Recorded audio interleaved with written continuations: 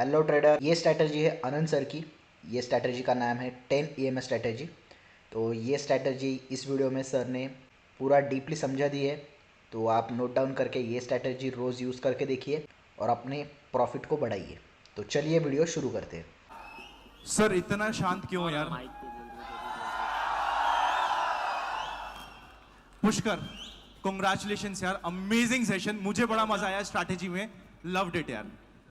एक बार आवाज पुष्कर की यार। ये इसमें से निकालो और इसमें डायरेक्टली लगाओ। आज के दिन आपके जेब में गांधी हो या ना हो, आप सभी के दिल में आंधी है, ये मुझे रियलाइज हो गया है। देखो होता क्या है, माँ बाप हमें अपने नाम दे देते हैं। माँ बाप ने हमारा नाम रख दिया, वो उनका काम था, पर नाम कमाना तो हमारा काम है। और एक बार आपने नाम कमा लिया, उसके बाद आपको किसी पहचान की जरूरत नहीं होगी। आई एम वेरी श्योर आप सभी इसी चीज के लिए यहां पे आए हैं। यहां पे जितने भी लोग हैं, कितने लोग हैं उनको ऐसा लगता है कि आने वाले 5 सालों में एनुअल इनकम उनकी 50 लाख से ऊपर की होने वाली है? 1 करोड़ से ऊपर, 2 करोड़, 5 करोड़। जो जेन्युइनली सोचता है वही हाथ खड़ा करना कि 5 करोड़ के ऊपर इनकम किन किन की होने वाली है। Give me a big shout out. ये डायरेक्ट लगेगा। ये सिर्फ और सिर्फ मैकबुक के लिए 10 करोड़। अमेजिंग यार। मैं यहां पे आज एक गारंटी दे सकता हूं, जितने भी लोग यहां पे हैं, मिनिमम 5% की इनकम होगी 10 करोड़ के ऊपर। अब वो कौन से 5% है वो मुझे नहीं पता। देखो होता क्या है, जैसे ही 50 लाख थे बहुत लोग हाथ खड़ा कर रहे थे, जैसे ही 10 करोड़ का फिगर हुआ है कुछ लोगों के हाथ रुक गए। आपको कहां पे पहुंचना है उस पर डिपेंड करता है कि आप कितनी मेहनत करोगे। फॉर एग्जाम्पल, और आप थकोगे कितना जल्दी वो भी उसी चीज पर डिपेंड करता है। फॉर एग्जाम्पल, मुझे सपोज यहां से लेके गुड़गांव जाना है, कितना टाइम लगेगा? आधा घंटा। 20 मिनट बाद में मैं परेशान हो जाऊंगा, यार अरे पहुंच नहीं रहे। यहां से मुझे नोएडा जाना है तो 1 घंटा में पहुंच जाएंगे नोएडा, पर 45 मिनट बाद में परेशान हो जाऊंगा। यहां से जयपुर जाना है तो 5 घंटे, 4 घंटे बाद में परेशान होने लग जाऊंगा कि यार कब पहुंचेंगे, यार कब पहुंचेंगे।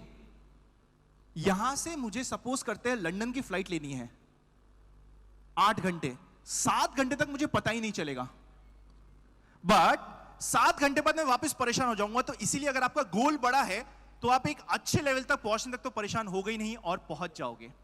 तो सपने तो बड़े रखो यार। वो बोलते हैं ना, हिम्मत की कीमत है, रखो ना हिम्मत। एंड यहां पे मैं देख सकता हूं कितने लोग हैं जो 25 इयर्स के नीचे हैं। ओ भाई साहब, तो ये वॉलेटिलिटी है। तो एक बड़ी इंटरेस्टिंग चीज आपके साथ शेयर करता हूं, क्योंकि आप 25 के नीचे हो, आवाज बिल्कुल शांत हो जाए, ऐसी बात करूंगा आपको मजा आ जाएगा, आपसे कनेक्ट हो जाएगी दिल से दिल तक। अभी ना हम किसी ना किसी के पीछे पड़ते हैं, प्यार में उलझते हैं, दिल टूटते हैं, ये दिल की आहें निकल रही है। समझना, अभी मैं आपको क्या समझाना चाह रहा हूं, समझना बहुत इंपॉर्टेंट पॉइंट है। इस समय रिलेशनशिप में आना इज नॉर्मल, बट उसके चक्कर में अपना करियर खराब कर लेना या अपने पैसे कमाने की रेस में, या जो कहते हैं ना कि पैसे नहीं कमाने नहीं इंपॉर्टेंट है, मैं कहता हूं नहीं है इंपॉर्टेंट, पर आने के बाद। तो रिलेशनशिप इंपॉर्टेंट है। और देखो मैं एक्चुअली अपने एक्सपीरियंस से बात कर रहा हूं यहां पे, कि वो मेरी फिलिंदी बैंक थी, मैं उसका MCQ था। तो आपके साथ ऐसा ना हो। और वैसे भी ना जाकिर भाई एक लाइन हमेशा बोलते हैं कि अगर आपको आज ये टी-शर्ट चाहिए ना, तो दुनिया इतनी प्यारी है कि आपको आज ये टी-शर्ट नहीं मिलनी। लेकिन कल आपको यह भी रियलाइज होगा कि ये टी-शर्ट की कोई वैल्यू नहीं थी, क्योंकि एक सूट आपका वेट कर रहा था। तो इसीलिए रिलेशनशिप इंपॉर्टेंट है। आज हमारा टॉपिक ही नहीं था, वरना मैं इसमें मेरे को लग रहा है ज्यादा मजा आ रहा है लोगों को, बोले यही चलने दो। बट आज हमारा टॉपिक है स्ट्रैटेजी में, मैं यूजुअली स्विंग ट्रेडिंग पे बात करता हूं, इन्वेस्टिंग पे बात करता हूं, ऑप्शन सेलिंग पे बात करता हूं। आज कुछ अलग करने वाला हूं, ऐसा जो मैंने मेरे चैनल पे नहीं किया, ऐसा जो आज के दिन आपको यूट्यूब पे नहीं मिलेगा, किसी ने अभी तक बात नहीं करी। किसी भी टाइम फ्रेम में आप उस स्ट्रैटेजी को लगा सकते हो, किसी भी स्टॉक पे, किसी भी इंडेक्स पे, किसी भी चार्ट पे लगा सकते हो। ऑप्शन सेलिंग हम उसमें तड़का लगा के जोड़ देंगे और आप देख लोगे कि कैसे होता है। कॉपी पेन है सबके पास? देखो, आप चाहो मैं टाइम पास भी कर सकता हूं, आप चाहता हूं मैं वैल्यू दे सकता हूं। क्या करना है?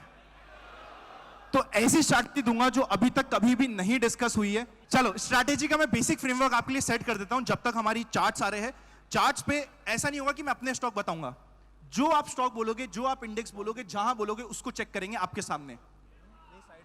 क्या ये 90% सक्सेस रेशियो नहीं है, पर क्या रिस्क रिवॉर्ड रेशियो आपको यहां पे 1:3, 1:4, 1:5 मिलेगा? मिल जाएगा। यहां पे सुभाशीष बैठा है।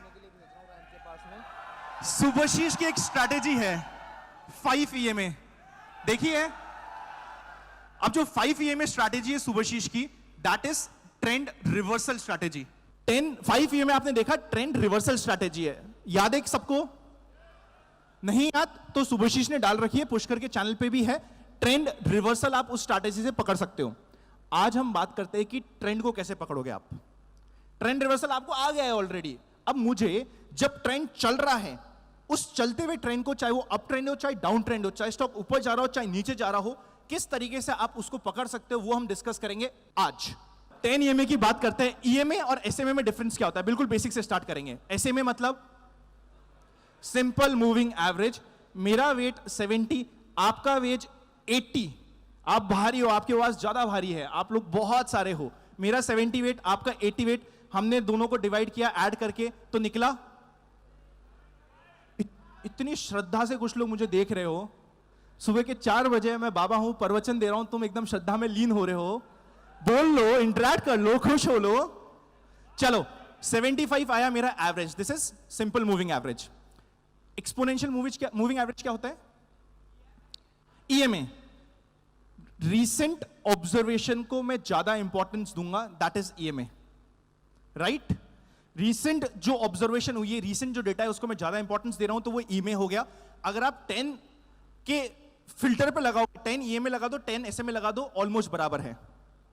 कहीं पे ज्यादा आपको लाइन में डिफरेंस नहीं आएगा। पर अभी हम हमारी क्लैरिटी के लिए ये मान लेते हैं कि हमने EMA यूज किया है, ताकि we are on the same page. तो 10 EMA ये स्ट्रैटेजी का नाम है। और बेसिक्स आपके क्लियर करते हैं। अगर 10 EMA की लाइन बनी हुई है, मेरा स्टॉक 10 EMA के ऊपर है, तो मतलब क्या हुआ? स्टॉक में क्या हो रहा है? ऊपर चल रहा है, इंडेक्स ऊपर चल रहा है, अप ट्रेंड में है, राइट? समझ गया सबको? 10 EMA की लाइन मेरे सामने है, स्टॉक 10 EMA के ऊपर ट्रेड कर रहा है, तो वो एक अप ट्रेंड स्टॉक है, वो नॉर्मली ऊपर जा रहा है स्टॉक। इसी के साथ सपोज करते हैं 10 EMA के ऊपर ही आपको एक रेड कैंडल मिल जाए, मतलब प्राइस एक्शन में क्या हुआ? रिवर्सल होने की कोशिश हो रही है। 10 EMA के ऊपर स्टॉक चल रहा है, एक रेड कैंडल मिली, तो शायद वहां पे एक रिवर्सल होने की कोशिश हो रही है। क्योंकि वो रिवर्सल होने की कोशिश हो रही है, हमें थोड़ा सा शक हो सकता है। पर जिस कैंडल पे वो रिवर्सल होने की कोशिश हो रही है, स्टॉक ऊपर चल रहा है 10 EMA के, ये जो कैंडल बनी है 10 EMA की लाइन के ऊपर बनी है रेड कैंडल, इसका जब हाई कटता है, तो क्या हमें कंफर्मेशन नहीं मिलती कि वापस से स्टॉक जो अप ट्रेंड में था वही कंटिन्यू हो रहा है? एक बार बेसिक सेट करते हैं। Any time frame, any stock, any index, वो आप चूज करो। अभी आप चूज करना, मैं आपको यहां पे लाइव दिखाऊंगा। जो आप बोलोगे, जैसे आप बोलोगे, अपन यूज करेंगे। क्या सबसे इंपॉर्टेंट स्ट्रैटेजी में क्या होने वाला है? आपका स्टॉप लॉस। मार्केट खाएगा स्टॉप लॉस। लाइफ में और स्टॉक मार्केट में आपको कभी भी बड़ा पैसा नहीं मिलेगा जब तक आपको फेलियर नहीं मिला है। टेस्ट करे बिना मार्केट आपको पैसा देगा ही नहीं। जिन्होंने मार्केट में एंट्री करी थी 2017, 18, 19 में, उनका 2020 में हो गया टेस्ट, रिटर्न्स मिल गया। उसके बाद में जो टिके रहे, ऑब्वियसली आपको टिकना पड़ेगा। जिन्होंने एंट्री 2021, 2022 में की है, उनका अभी तक बहुत बड़ा टेस्ट कोई नहीं हुआ है, इसलिए पैसा भी बड़ा नहीं मिला है। सिंपल सा फंडा है, भगवान पहले देखेगा कि तू डिजर्व करता भी है नहीं करता, कि तेरे को एक बड़ा पैसा दिया जाए। तो वो जो टेस्ट होंगे, जब आप टेस्ट को सक्सेसफुली आगे निकलोगे, तब पता चलेगा कि क्या आपको बड़े पैसे के लिए आपका मार्केट रेडी हो रहा है क्या। और आज हम ये 10 EMA की स्ट्रैटेजी को डिस्कस कर रहे हैं, बट कई बार हम बहुत सारी स्ट्रैटेजी ढूंढने नहीं लग जाते कि नई स्ट्रैटेजी चाहिए मुझे। भगवान शिव का मेन इंस्ट्रूमेंट, मेन हथियार क्या है? कृष्णा जी का, मां दुर्गा का। क्या कृष्ण भगवान को त्रिशूल चलाना नहीं आता होगा? क्या शिव जी को धनुष्मान चलाने नहीं आते होंगे? बहुत अच्छे से आते हैं, पर उनका एक मेन इंस्ट्रूमेंट होता है। हम आपके सामने अपनी स्ट्रैटेजीज प्रेजेंट करते हैं, कुछ अच्छे फ्रेमवर्क्स देते हैं, पर आपके लिए कौन सा इंस्ट्रूमेंट काम करने वाला है, वो आपके लिए धनुष्मान होगा या फिर त्रिशूल होगा, ये आपको डिसाइड करना पड़ेगा, या फिर होगा ब्रह्मास्त्र, ये आपको डिसाइड करना पड़ेगा। तो आपको अपनी स्ट्रैटेजी पे काम करना है। स्टॉप लॉसेस लेने पड़ेंगे। जब तक आप स्टॉप लॉसेस नहीं लोगे, अगर आपकी ऐसी स्ट्रैटेजी जिसमें स्टॉप लॉस नहीं रहे, तो स्ट्रैटेजी खराब है, लॉन्ग टर्म सस्टेनेबल स्ट्रैटेजी ही नहीं है। तो stop loss is just like your insurance. Suppose करते हैं मेरे पास, मैंने एक फैक्ट्री ली है जहां पे फायर से रिलेटेड आइटम्स पड़े हुए हैं, जिस पे आग लग सकती है। मैंने उसका फायर इंश्योरेंस करा दिया। क्या अगले दिन जाके मैं उसमें आग लगा दूंगा? This will be my stupidity ना, मैं अगले दिन जाके अगर आग लगा देता हूं तो, पर मैं हर साल उसका इंश्योरेंस जरूर लूंगा। तो जिस दिन आप अपने स्टॉप लॉस को अपने इंश्योरेंस जैसे ट्रीट करना स्टार्ट करोगे, आपको स्टॉप लॉस लेने में दिक्कत नहीं आएगी। तो स्टॉप लॉसेस आपके इंश्योरेंस है, लेते रहिएगा। क्या इस स्ट्रैटेजी में भी स्टॉप लॉसेस हिट होंगे? बिल्कुल होंगे, बट आप उससे सीख के जाओगे, आप ओवरऑल बहुत प्रॉफिटेबल रहोगे, क्योंकि आपका risk to reward ratio 1:4, 1:3 minimum, 1:5 और 1:10 तक के रिस्क रिवॉर्ड रेशियोज मिल जाएंगे। 10 EMA की स्ट्रैटेजी है। मैं एक बार वापस से बेसिक आपके लिए फ्लेम कर देता हूं, जब तक हमारा वहां पे रेडी हो रहा है। अगर स्टॉक हमारा 10 EMA के ऊपर है, मतलब वो अप ट्रेंड में है। अगर वहां पे हमें रेड कैंडल मिलती है, मतलब शायद उसमें ट्रेंड रिवर्सल होने की कोशिश हो रही है। हम जिस कैंडल को ढूंढ रहे हैं वो 10 EMA की लाइन पे टच नहीं होनी चाहिए, अबव होनी चाहिए लाइन पे। जब वो रेड कैंडल को क्रॉस करके एक ग्रीन कैंडल निकल जाएगी ऊपर, तो वो हमारा एंट्री हो जाएगी। जो रेड कैंडल है वो हमारी ट्रिगर कैंडल है। नेक्स्ट कैंडल में जब वो उसको क्रॉस कर जाएगी, तो वो हमारी एंट्री कैंडल हो गई। स्टॉप लॉस हमारा 10 EMA की लाइन, स्टॉप लॉस होगा हमारा 10 EMA की लाइन, टारगेट होगा 1:3, 1:4, 1:5। अब इसका रिवर्सल भी समझ लेते हैं एक बार। अगर स्टॉक 10 EMA के नीचे चल रहा है, तो मतलब क्या हुआ? स्टॉक डाउन ट्रेंड में है। डाउन ट्रेंड में अगर मुझे एक ग्रीन कैंडल मिलती है, मतलब शायद वहां पे रिवर्सल आ सकता है। ये ग्रीन कैंडल मेरे लिए ट्रिगर कैंडल हो गई है। पर जब वापस से इस ग्रीन कैंडल का लो अंडरकट होता है और स्टॉक वापस से या फिर इंडेक्स वापस से उस ग्रीन कैंडल के नीचे जाता है, तो वो मेरी शॉर्ट की एंट्री ट्रिगर हो गई है। स्टॉप लॉस हो गया है वापस से 10 EMA की लाइन जो ऊपर से आ रही होगी, और टारगेट 1:3, 1:4, 1:5। डिपेंड करता है मार्केट आपसे कितना प्यार करता है, कि ये दो तरफा प्यार है, एक तरफा प्यार है, उस पर डिपेंड करेगा कि आपके क्या टारगेट्स निकलेंगे। इसमें हमें यूज क्या करना है? हम यूज करेंगे वर्टिकल क्रेडिट की स्ट्रैटेजी, अगर हमें ऑप्शंस में काम करना है। आज के दिन बिकॉज ऑप्शन के प्रीमियम बहुत कंपैरेटिवली लो है, बिकॉज विक्स कितना चल रहा है अभी? 12, 13, 14। क्योंकि इतना लो विक्स चल रहा है, हम नेकेड ऑप्शन सेलिंग करेंगे तो रिस्क रिवॉर्ड रेशियो बैठेगा ही नहीं, तो हमें नेकेड को कवर करना पड़ेगा। सपोज मेरे को बुलिश ट्रेड लेनी है, तो मुझे क्या करना होता है? मेरे को सेलिंग करनी है सबसे पहले। बुलिश ट्रेड में मैं कॉल बेचूं, पुट बेचूं? पुट बेच दिया। तो सपोज करते हैं मुझे बुलिश ट्रेड लेनी है, तो मैंने नीचे का पुट बेच दिया, और उसको मुझे हेज भी करना है, कवर भी करना है। सपोज करते हैं कि मुझे लगता है यहां से मार्केट ऊपर जाएगा। अभी हम लोग 17,300, 400 के आसपास है। मैंने 17,000 का पुट बेच दिया, और कवर कैसे करूंगा मैं? नीचे वापस पुट बाय कर लूंगा 16,800, 16,700, 16,600, 300 से 400 पॉइंट दूर का मैं पुट वापस से बाय कर लूंगा। ये मेरा हेजिंग हो गया, समझा? तो बुलिश ट्रेड में मुझे वर्टिकल क्रेडिट में पुट सेलिंग के साथ काम करना है। बेरिश ट्रेड में मुझे कॉल बेचना है, पुट बेचना है। चार्ट आ गया, हो कहां थे तुम? इम्तिहान हो गई इंतजार की, पर फाइनली मेरी भी शादी हो गई, तो यहां पे भी मेरी ठीक है काम चल जाएगा। चलो चार्ट हमारे सामने है, मैंने अभी एक बार डेली लिया है, इसके बाद हम 15 मिनट्स बैंक निफ्टी में ही टेस्ट कर लेंगे 15 मिनट्स को। अभी हम निफ्टी में है, डेली कैंडलस्टिक चार्ट हमारे सामने खुला हुआ है।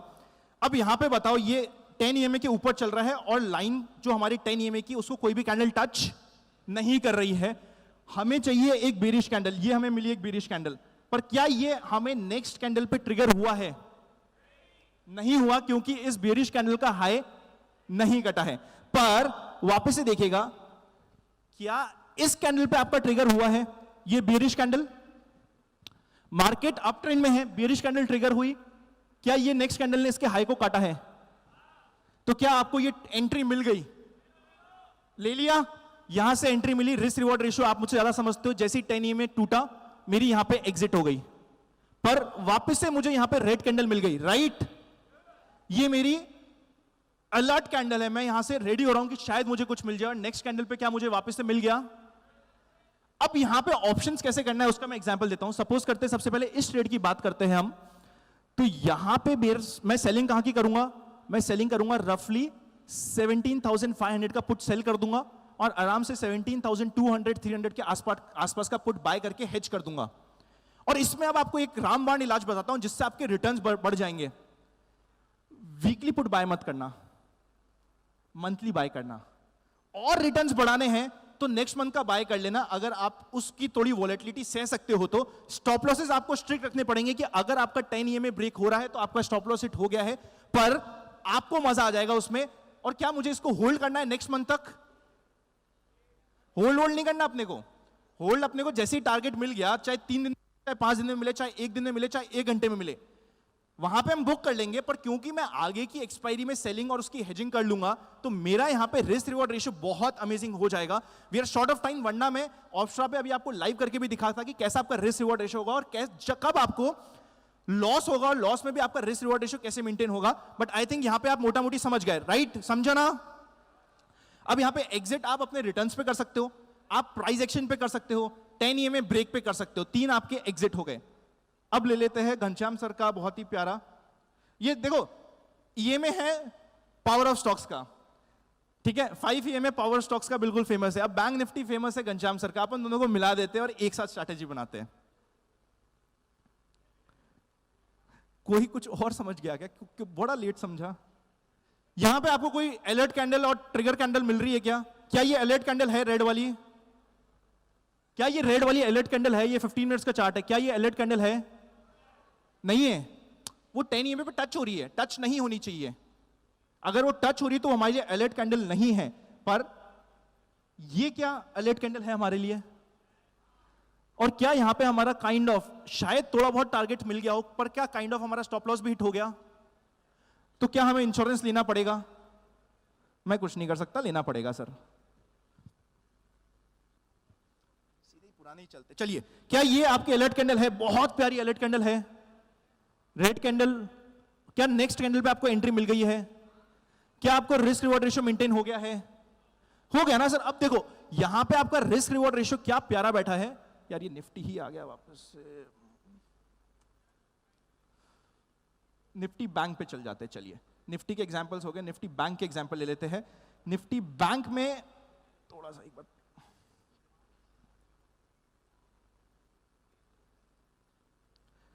स्ट्रैटेजी समझ रहे हैं? एक हम स्टॉक का एग्जांपल लेंगे और फिर हम क्लोज करेंगे। एक बार बैंक निफ्टी थोड़ा सा देख लेते हैं और उसके बाद हम स्टॉक का एग्जांपल लेके इसको क्लोज करेंगे।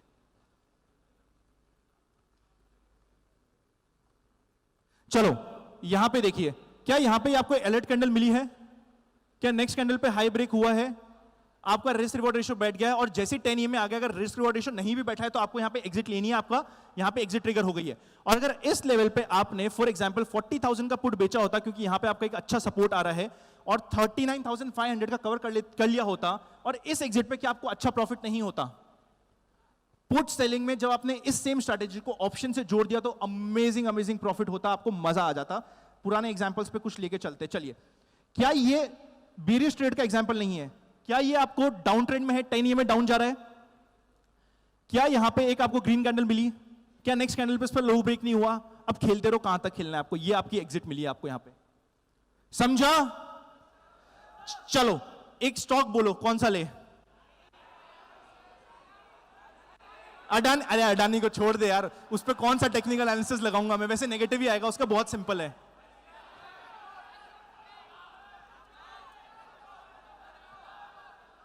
टाटा पावर ले ले एक बार।